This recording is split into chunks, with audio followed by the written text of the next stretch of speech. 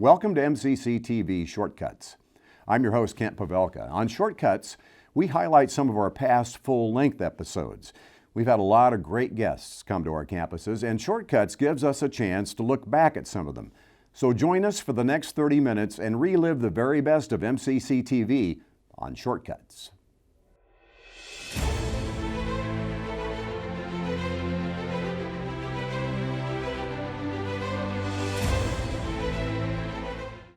During the 2015 Intertribal Powwow on the Fort Omaha campus, we had an excellent opportunity to talk with Janine Smythe and Mick Klinger, two of the volunteer handlers of an organization called HawkQuest. And during this 5-minute segment, we have our national symbol on the set, a real live bald eagle. And just like on Johnny Carson, when you have a live animal on camera, you never know what's going to happen next. What interesting thing about eagles is when they are born, the feet are brown, the beak is brown, the eyes are brown, the head is brown. It takes 5 to 7 years to change into what you see here as your national symbol. So because she was blinded, we're thinking probably that the eye never did change color. And she's very interested in your notes, notes. And the pen you have. And this whole... She can have the notes or the pen if she'd like. What do you share in your presentations, maybe an example from the powwow that we haven't talked about that you want people to know? Not necessarily about the Eagles, but anything else.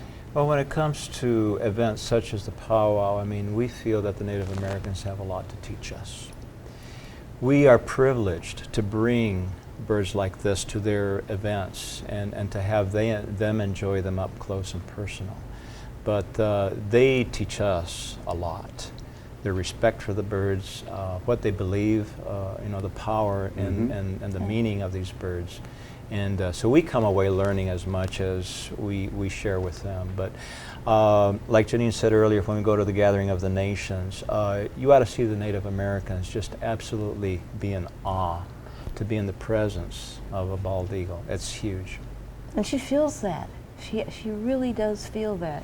I mean, just her whole demeanor is that way. How would you describe her body language now in terms of being impressed? She's extremely curious about this area in here and what's going on and why she's here. Yeah. And she's very comfortable. Is she? She's comfortable with your presence. If she was alarmed in any way, all these feathers that you see on her head would actually be slicked down. Mm-hmm. Oh, really? And she'd be jumping around. And you would be able to tell. You can tell when a bald eagle is not happy with your presence. She's very comfortable. How many eagles do you have? We have 3 bald eagles and 1 golden eagle in our organization. And are you constantly accumulating more, or what's the mission there? Yes and no. HawkQuest has been terribly successful, and I use that word very literally.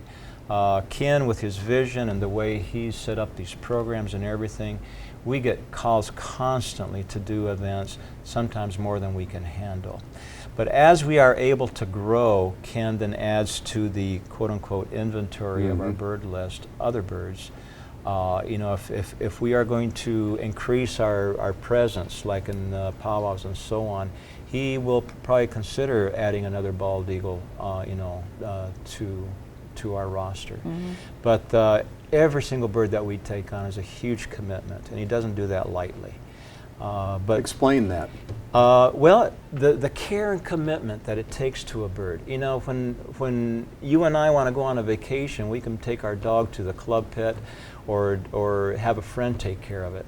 If you have a red-tailed hawk or an eagle, not as a pet, I'm not trying to apply that, but you can't just leave on vacation and trust your neighbor to take care of that bald eagle for you. So number one, it's the commitment, and number two, the level of care that it takes, because you can't just leave and on a vacation for a while. Where are these guys at your facility? Are they inside, or they're in what we call a mews? It's a large area. They get like a large box stall area. They all have their own areas. It's kind of like their home, and they're very comfortable there, and that's where they live. It's completely outreach. And I'd like to also add, we do about 600 programs a year, so the birds that we have are probably minimal for what we do. It's pretty amazing. And there's like 4 different OWL programs that we do, so any teachers that are interested in having us coming to their school, they could, you know, give us a call and we could help educate them. Yeah, again, contact information, the website, we've given you the phone number, and Facebook. Any last comments? Would you like to see her 6-foot wingspan? Sure. You would? Let me show you something very impressive with your national symbol. You How guys do you, ready? how do you get her to do it? Will you rock back a little bit Oh my. and look at her? Bring her down a bit. Isn't she gorgeous? She is. Does she like to do that? She doesn't mind a bit because she is your national symbol. I can't thank you enough, Mick and Janine, and Godspeed with it. Oh, Jesus. Yeah. That was Okay, funny. You're fine. That was a Johnny Carson. yeah, that was a joke. Okay, can't thank you enough. Our Thank you pleasure, for Kat. having us. It's a Oh, pleasure she's got to her be hat here. on. Okay, Yes, thanks. she does.